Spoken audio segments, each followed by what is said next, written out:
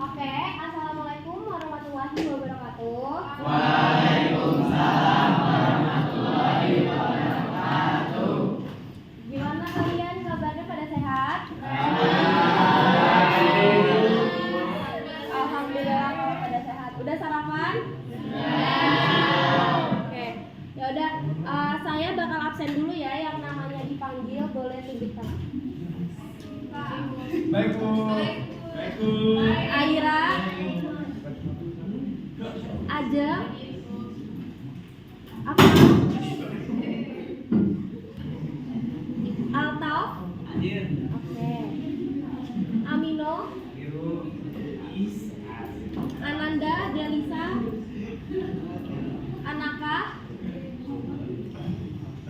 Ataya, Daval Fiatsya, Dwi Ratna, Farel Kadafi, Hadir Bu. Fatihah, Gilang Seno, Hilal, Kenzi, Laras, Muhammad Vicky, Muhammad Gilang Ramadan, Muhammad Lutfi, Hadir Bu. Muhammad Rifki, Hadir Bu. Mutia Azara,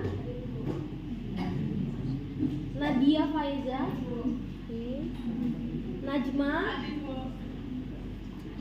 Nafin, oke, Nuzula, Putri Alia, Putri Ayu, Revan, Safa, Salsabila, Sabil ya, Satrio Arya, Hadir Bu. Safa Nur Oktavia, Sofia, Sira, Zaki, Sakit, Zivana. Oke, udah pada siap untuk belajar fisika hari ini? Oke, kalau udah pada siap, hari ini kita mau belajar materi tentang apa? Ada yang tahu? Oke, betul banget. Kita akan belajar tentang materi besaran, satuan, dan dimensi. Kira-kira di sini ada yang tahu apa itu arti dari pengertian besaran ataupun satuan ataupun dimensi? Ada yang tahu? Siapa? Yang mau jawab siapa? Boleh ada 3 orang? Boleh Najma. Kamu siapa? Mutia, Ajeng, sama Laras. Boleh? Apa? Iya, boleh berdiri.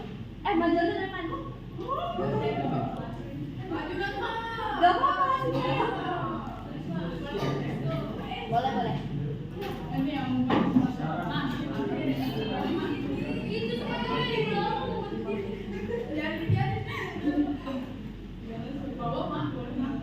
Ayo.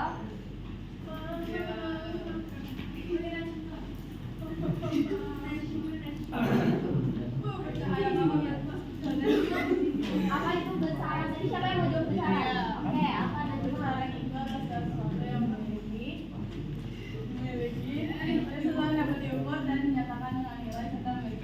Oke, betul ya. Terus satuan apa?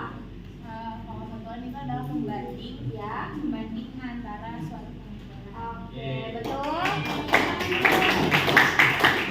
Kalau dimensi apa?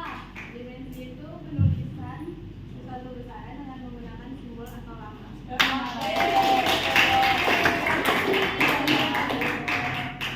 Kita lanjut ya.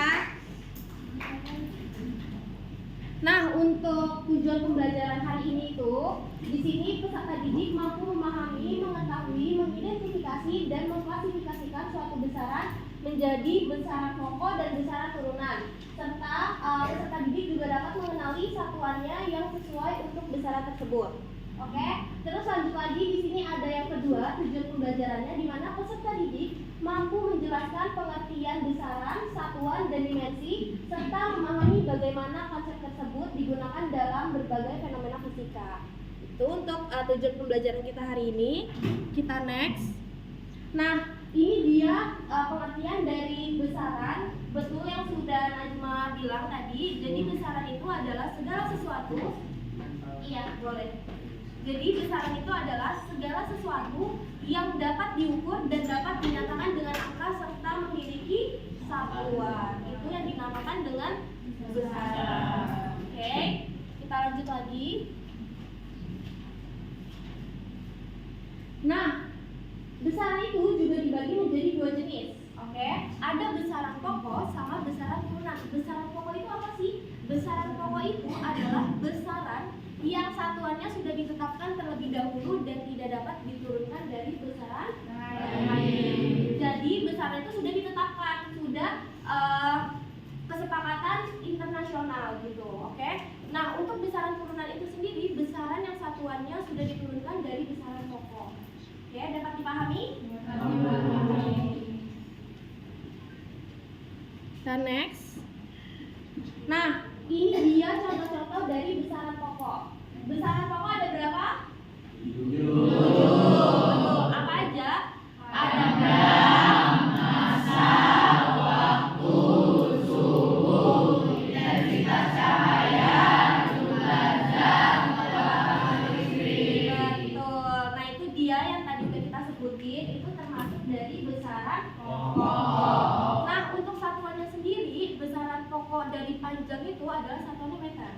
Oke, untuk massa itu satuannya kilogram, untuk waktu itu sekon, untuk suhu itu Kelvin. Ingat kalau untuk satuan internasional kita pakainya Kelvin, ya. Terus intensitas cahaya itu candela, terus jumlah zat itu mol, dan kuat arus listrik itu ampere. Oke, nah ini untuk alat-alat ukurnya. Kalau panjang kita bisa ukur menggunakan mistar atau penggaris. Terus habis itu jangka sorong. Terus yang kedua yaitu untuk mengukur massa kita bisa pakai timbangan atau neraca yang biasa kita temui kalau misalnya kita lagi ke pasar gitu, atau enggak di rumah kalau mau bikin kue itu kan apa sih pakai timbangan. Terus habis itu ada stopwatch, bisa juga pakai jam. Terus habis itu ada kalau untuk suhu itu termometer, untuk intensitas cahaya itu luxmeter. Kalau untuk jumlah zat itu kita belum ada alat ukurnya, tapi untuk mencarinya itu bisa pakai rumus, ya. Nah, untuk kuat arus listrik itu ampermeter. Oke, kita lanjut ya. Nah, hal ini adalah contoh-contoh dari besaran turunan. Contoh-contoh dari besaran turunan itu di sini ada luas dan volume. Nah, untuk besaran pokok yang diturunkan dari luas dan volume itu yaitu adalah besaran pokok panjang. Oke, terus besaran turunan ada kecepatan dan percepatan, massa jenis, gaya, usaha dan energi, daya, momentum dan impuls dan sebagainya lainnya. Oke. Ini juga termasuk dari besaran turunan. Kita next. Nah, untuk besaran-besaran juga bisa didasarkan berdasarkan nilai dan arah. Contohnya ada besaran skalar dan besaran vektor. Nah, ini juga kalian harus hafalin karena besok akan keluar di PTS. Oke? Kalau besaran skalar itu hanya memiliki nilai dan tidak memiliki arah. Oke, contohnya itu tuh kayak luas, volume, massa jenis, usaha. Oke? Nah, kalau untuk besaran vektor itu yang memiliki nilai dan juga arah. Contohnya apa? Contohnya perpindahan, kecepatan, gaya, momentum, dan impuls. Oke.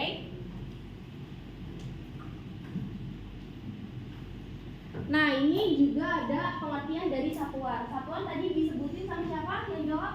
Ajeng. Oke. Betul, dari jawabannya Ajeng. Jadi satuan itu adalah sesuatu yang digunakan untuk menyatakan hasil pengukuran, atau bisa juga sebagai pembanding dalam suatu pengukuran. Oke, kita lanjut. Nah, ini ada jenis-jenis dari satuan. Ada MKS, CGS,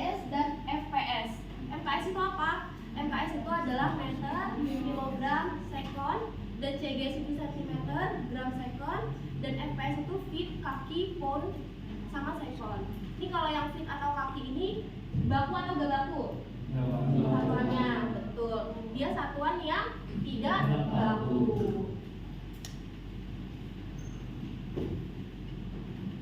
Nah, ini dia contoh-contoh dari satuan internasional. Contoh-contoh dari satuan internasional itu dari yang besaran pokok, satuan itu meter, terus kilogram, Kelvin, second, candela, mol, sama ampere. Oke. Nah, ini untuk ketentuan satuan internasional.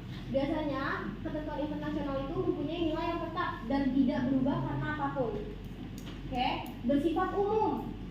Terus mudah ditiru dan diperbanyak dan mudah diubah atau dikonversi ke satuan lain. Itu dia dari ketentuan satuan internasional atau SI. Nah, ini yang udah kita tanyakan tadi, yang udah Ibu tanyakan tadi tentang macam-macam satuan. Satuan itu dibagi menjadi berapa? Dua. Apa aja? Satuan baku. Oke, betul. Ada satuan baku dan satuan tidak baku. Nah, kalau untuk satuan baku ini kalian hafalin ya, nanti karena akan keluar. Oke. Satuan baku itu adalah satuan yang telah ditetapkan atau disepakati sebagai satuan dalam pengukuran suatu besaran dan nilainya terdefinisi pasti. Oke. Ingat, satuan yang telah ditetapkan atau disepakati sebagai satuan dalam pengukuran suatu besaran dan nilainya sudah terdefinisi pasti. Nah, kalau untuk satuan tak baku itu satuan yang bersifat lokal dan tidak diakui secara internasional dan pemakaiannya hanya wilayah tertentu. Gitu.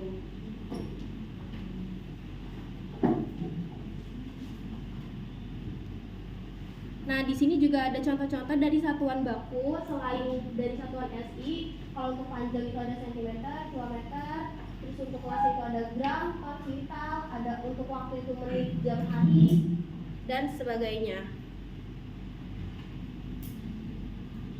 Nah, kalau untuk contoh dari satuan tidak bakunya untuk panjang itu ada jengkal, depa, hasta, lengan, dan langkah. Ini ingetin karena nanti akan keluar di PPS, oke? Kalau untuk luas itu tungkap dan untuk volume itu gelas, gayung. Itu termasuk ke satuan tidak baku.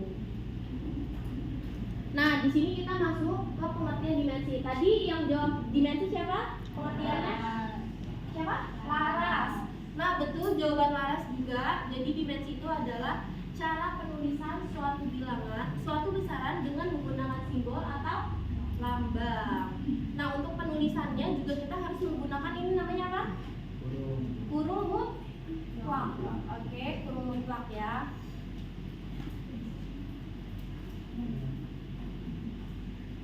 Nah, di sini ada dimensi dari besaran pokok. Ini wajib kalian hafalin karena untuk menentukan dimensi dari besaran turunan itu berawal dari sini semua. Ini yang wajib kalian hafalin. Kalau untuk panjang itu karena satuannya m, meter, maka dimensinya itu L besar. Oke. Terus untuk massa itu satuannya kilogram, dimensinya itu m besar. Ingatin. Terus untuk waktu itu sekon dan dimensinya itu T. Untuk suhu satuannya Kelvin. Nah, untuk dimensinya itu bentuknya kayak gini, kayak theta bentuknya. Terus kalau untuk intensitas cahaya candela itu dimensinya J besar dan untuk jumlah zat itu N besar. Oke.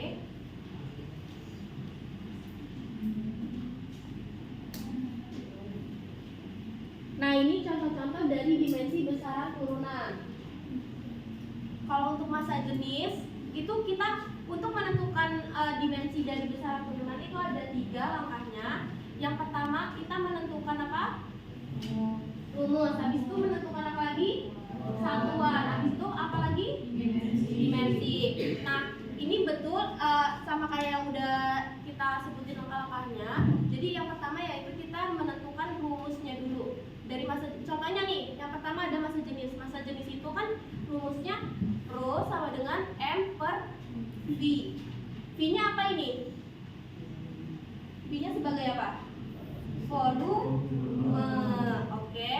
M-nya itu massa. Berarti massa dibagi volume. Makanya dia satuannya didapetin kilogram meter pangkat min 3. Kenapa min 3? Karena aslinya kan dia kan pecahan. Makanya karena dinaikin makanya jadi pangkat min 3. Nah, didapetin dimensinya M, L, pangkat min 3. Paham? Dan untuk cara-cara yang lainnya juga sama, kita harus menentukan rumus, terus menentukan satuannya baru dimensinya. Udah pada paham belum ini dimensi? Oke, bisa kita lanjut? Bisa.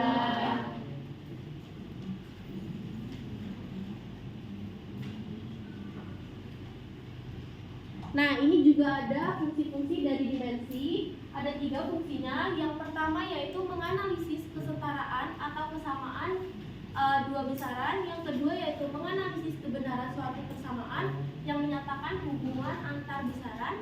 Dan yang ketiga yaitu menganalisis dimensi suatu konstanta besaran. Itu dia fungsi-fungsi dari dimensi. Oke, kira-kira ada yang ingin bertanya nggak? Ada yang mau ditanyakan? Udah cukup jelas? Oke, nah untuk mempermudah kalian menghafal materi yang udah kita bahas tadi, makanya ibu mau ngasih tahu video nyanyian. Oke?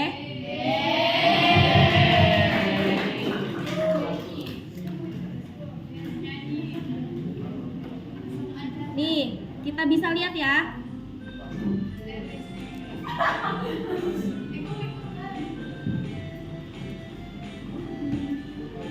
Nih, yang ada yang hafal nggak? Udah tahu, Kok bisa? Ayo.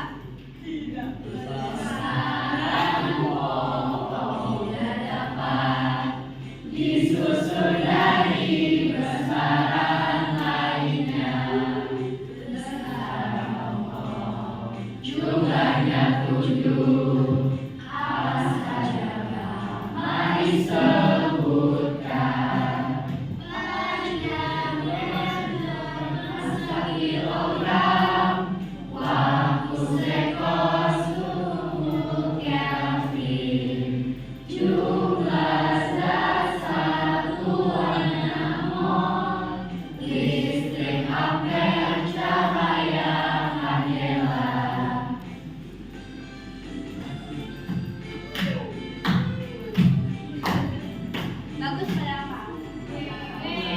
Lanjut lagi, masih ada kan?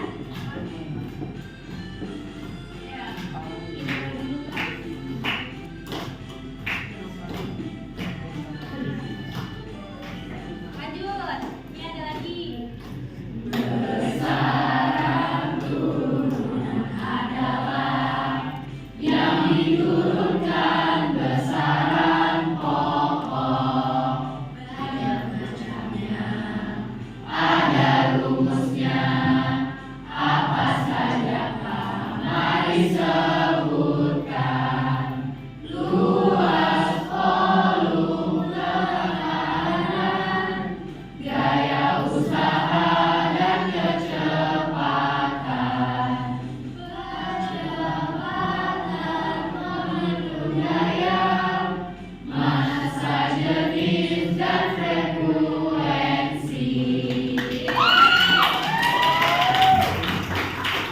Oke, tepuk tangan dulu.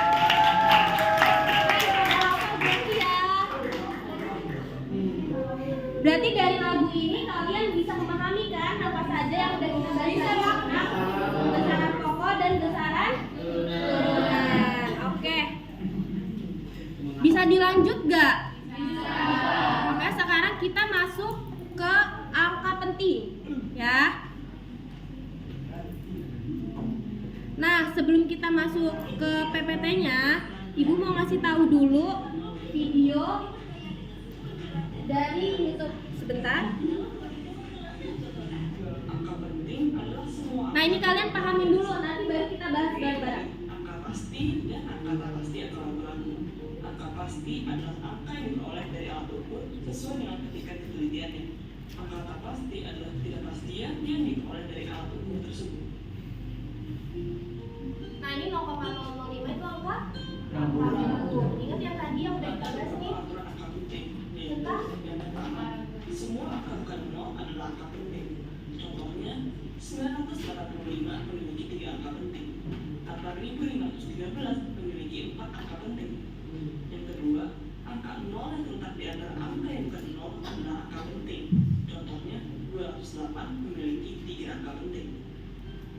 Pada bilangan yang tidak memiliki desimal, angka 0 yang terletak di belakang angka bukan 0 tidak termasuk angka penting. Contohnya, 300 memiliki 1 angka penting. Ingat ini ya. 10 memiliki 2 angka penting. Yang keempat, pada bilangan desimal, angka 0 yang terletak di belakang angka bukan 0 adalah angka penting, baik sebelum atau sesudah tanda koma. Contohnya, 300,0 memiliki 4 angka penting, 2,00 memiliki 3 angka penting. Kelima, pada bilangan desimal di bawah 1, angka 0 sebelum angka bukan 0 bukan angka penting. Semua angka setelah angka bukan 0 adalah angka penting. Contohnya, 0,005 memiliki 1 angka penting. 0,00506 memiliki 3 angka penting. Yang keenam, pada notasi ilmiah, angka sebelum ordo adalah angka penting. Contohnya, 26 dikali 10 pangkat 4 memiliki 2 angka penting. 3,05 kali 10 pangkat 9 memiliki 3 angka penting. Oke, paham nggak? Paham? Oke, kita lanjut lagi. Ada materi yang saya sudah buat. PowerPoint-nya kita bahas sedikit ya.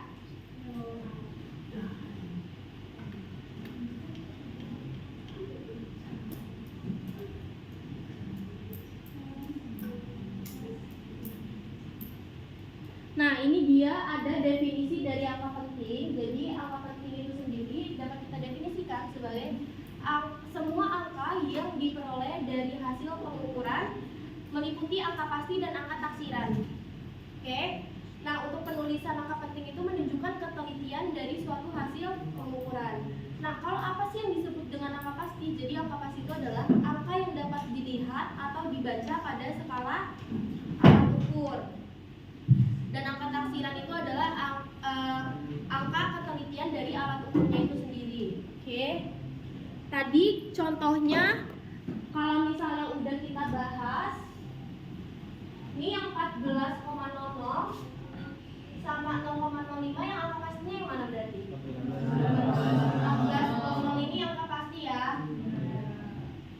Angka pasti. Kalau ini angka taksiran atau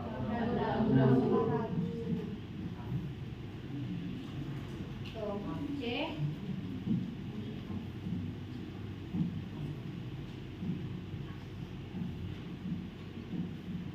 Nah, ini yang udah tadi kita bahas nih, di mana semua angka bukan 0 adalah angka penting. Jadi kalau misalnya semuanya angka pasti, dia berarti otomatis kalau di sini kan contohnya ada 156,7, berarti dia ada berapa angka penting? Kalau misalnya 0-nya diapit di samping angka bukan 0, makanya dia termasuk angka penting. Contohnya di sini ada 20,35, berarti ada berapa angka penting? 4. Nah, lanjut lagi, kalau misalnya 0,00 bla bla bla bla angka gitu. Nah, 0,00-nya termasuk angka penting atau bukan? Bukan. Oke, makanya kalau misalnya di sini contoh 0,0067, berarti angka pentingnya berapa? 2. Berarti angka pentingnya itu yang 67-nya aja. Oke. Terus lanjut lagi di sini, kalau misalnya 25,00 di mana 00-nya itu setelah koma, tanda koma, berarti dia termasuk angka penting. Oke? Tapi ingat tandanya kalau dia desimal, kalau pakai tanda koma, makanya dia termasuk angka penting 0-nya. Makanya di sini kalau 25,00 berarti ada berapa angka penting? 4. Nah, kalau misalnya 13.000, dia kan pakai titik atau koma? Titik. Makanya 0 setelah titiknya itu termasuk angka penting apa bukan 0-nya? Bukan. Makanya 13.000 itu berapa angka penting?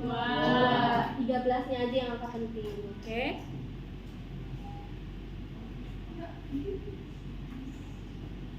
Nah, di sini juga ada angka pembulatannya. Kalau misalnya lebih dari 5 angka terakhirnya, maka kita bulatkan ke atas naik 1. Tapi kalau misalnya di bawah 5 angka terakhirnya, maka kita bulatkan ke yang sama kayak ke depannya aja, angka yang depannya aja. Paham nggak? Paham. Kayak misalnya kalau ini 63,64, ya kan? Karena 4 itu di bawah lebih dari 5 apa kurang dari 5? Kurang, makanya 23,6 aja kita tulisnya gitu. Nah, kalau misalnya yang angka akhirnya 5 gimana? Nah, kita lihat di sini kayak misalnya angka sebelumnya itu genap apa ganjil. Kalau genap maka kita samakan sama angka yang sebelumnya. Tapi kalau misalnya ganjil maka kita naikkan, bulatkannya ke atas. Oke, paham? Oke. Lanjut ya. Nah, di sini juga ada operasi penjumlahan dan pengurangan dari angka penting. Caranya gimana? Caranya kita lihat. Kalau untuk penjumlahan, lihat di sini. Kalau untuk penjumlahan kita ngelihat angka setelah koma yang paling sedikit yang mana? Kalau di sini ada 3 sama 2. Berarti kita ngambilnya yang mana nih yang paling sedikit? Yang 2-nya aja. Makanya nanti hasilnya harus kita buletin sama seperti angka yang paling sedikit. Kayak misalnya di sini kan 56 4,32 terus sama 25,76. Ini ada 2 kan angka penting nih. Ini ada berapa ini? 321 ya? 3. Oke. 76.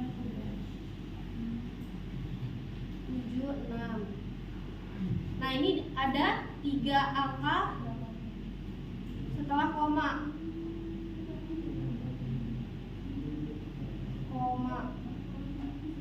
Nah, ini ada 2 angka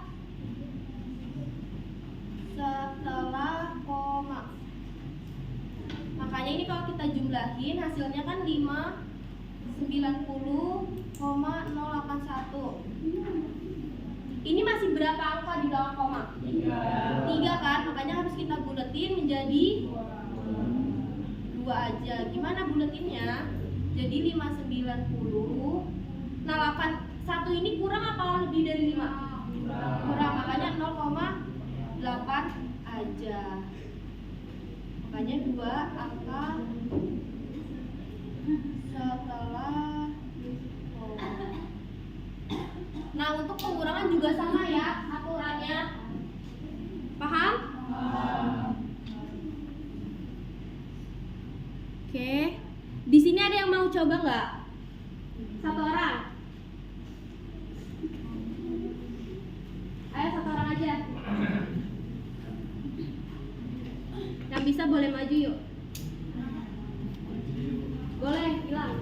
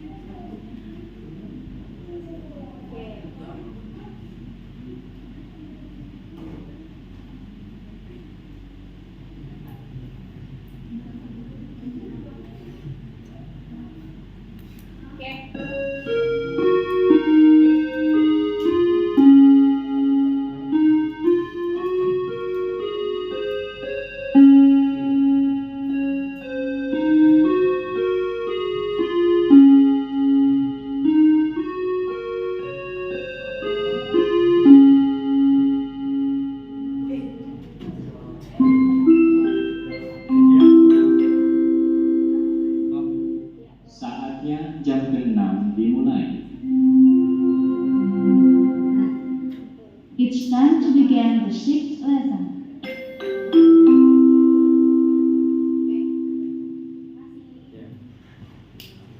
Jawabannya betul nggak? Betul, tepuk tangan dulu buat dia. Nah, jadi betul ya jawabannya. Jadi kan tadinya kan hasilnya itu kan 1,3575. Tapi kita harus lihat nih, ini masih 4 angka di belakang koma. 4 angka.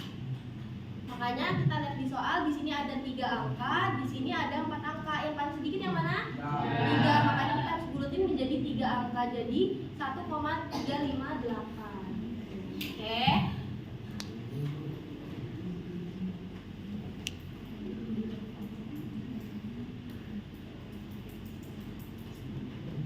Nah, kalau ini untuk yang operasi perkalian dan pembagiannya. Sebentar ini saya hapus dulu.